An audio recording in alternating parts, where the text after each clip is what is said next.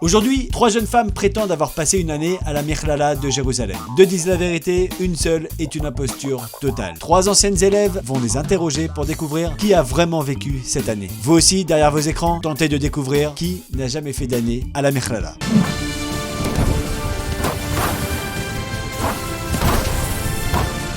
Faites rentrer la première candidate. Merci. Bonjour. Non. Vous m'avez l'air bien bronzé. C'est normal, je reviens du Tchio Laëlat. Pas mal. Allez, présentez-vous. Alors moi je m'appelle Lisa, je suis à la Mikhlala depuis septembre. Et voilà, je trouve que c'est une super expérience. Je suis arrivée, vraiment on m'a tout de suite mis à l'aise, j'ai grave grandi, j'ai pris en maturité. Voilà, donc on fait des bons tchiolim, on se régale. Mais Lisa, qu'est-ce qui fait vraiment la différence entre la Mikhlala et un autre séminaire? Moi je pense que la vraie différence entre la Mikhlala et les autres séminaires, c'est que vraiment on est construit. Chaque cours on ressort, il y a vraiment un enseignement. C'est pas Stam, on nous dit des choses comme ça nous aide, ça nous construit, ça nous forge pour notre vie de plus tard. On nous apprend aussi tous les courants du judaïsme, donc c'est vraiment intéressant. On nous impose pas une façon de penser, on nous montre vraiment qu'il y a du bon de partout dans le judaïsme, chez tout le monde. Et après, c'est à nous de choisir quel chemin on veut prendre. Très bonne réponse, mademoiselle. Ça correspond quand même son discours. Oh, c'est vrai, pas mal. Ouais, mais c'est un peu bateau du coup. Qu'en pensez-vous du directeur Rav Levi? Alors non, Rav Levi, il est plus directeur. Maintenant, c'est Madame Sophie Medina. Je ne sais pas si vous la connaissez, mais il donne encore beaucoup de shiurim. C'est le Rav principal, quoi. Ah, au fait, au Tchioul, vous avez fait quoi? À part bronzer. Alors déjà, j'ai pas fait que bronzer. On a fait plein de choses. On est allé visiter les tombeaux des Tzadjikim. On est aussi allé visiter le cratère du Ramon. Et on a même fait une randonnée à End of Date. Du coup, c'est comme ça qu'on a bronzé. Ok, merci pour votre témoignage. En tout cas, on va appeler la prochaine. Allez, super. J'adore la Mikhlala. Bon, en vrai, elle, pas de doute. Hein. Bon, faites rentrer la prochaine candidate.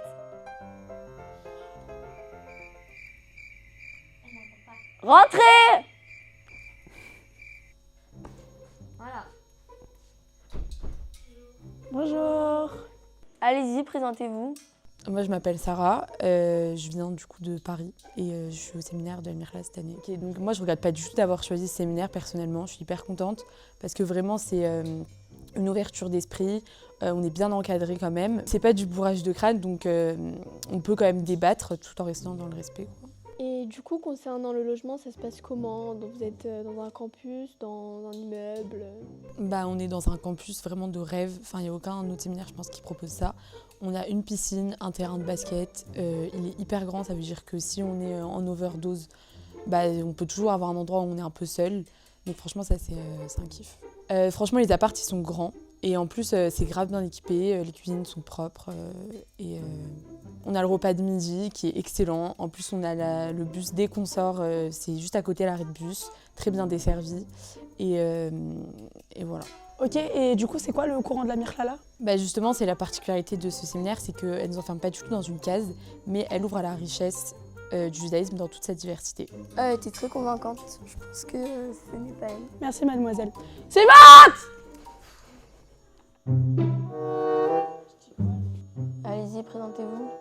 Bah, moi, je m'appelle Perle, je suis à la Mikhlala depuis septembre et c'est super. Alors, vas-y, raconte-nous un peu l'ambiance de la Mikhlala cette année. Enfin, l'ambiance générale, quoi. Ah bah, la Mikhlala, c'est très fermé, très austère. Bon, l'ambiance entre les filles, c'est pas trop ça, quoi. C'est pas très ouvert d'esprit. Bon, le meilleur environnement pour faire les mitzvot, quoi.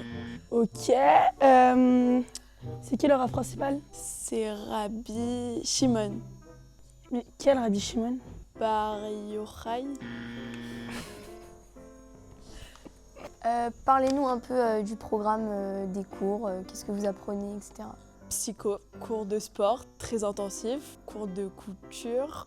Voilà, vous êtes d'accord, vous? Ah mais pas du tout, aucun rapport. Il y a des cours sur texte, des ravroutot, La musicothérapie. des cours de psycho, il y a de l'ulpan, à la rote aussi. Il y a des cours conférences hyper renforçants sur la Emouna. Il n'y a pas de sport en tout cas. Mais une piscine. Ouais, et une salle. Bon, nous allons voter qui est l'imposteur. On a besoin de se concerter. Non. Je pense pas. Bon, l'imposteur, c'est toi. Tu n'as jamais été à la Mikhlala. Jamais. Imposteur, lève la main. Effectivement, je n'ai jamais été à la Mikhlala.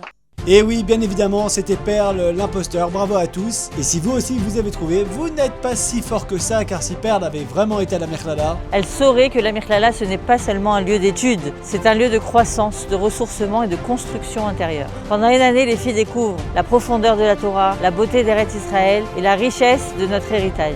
Elles repartent transformées, plus fortes et plus lumineuses. Mais pour continuer ce travail essentiel, nous avons besoin de votre soutien. Grâce à vos dons, nous pourrons accueillir d'autres jeunes filles et leur offrir cette année unique et faire rayonner la Mirklala dans tout Jérusalem. Ensemble, permettez à d'autres jeunes filles de s'élever, de grandir et de construire l'avenir du peuple juif. Merci du fond du cœur.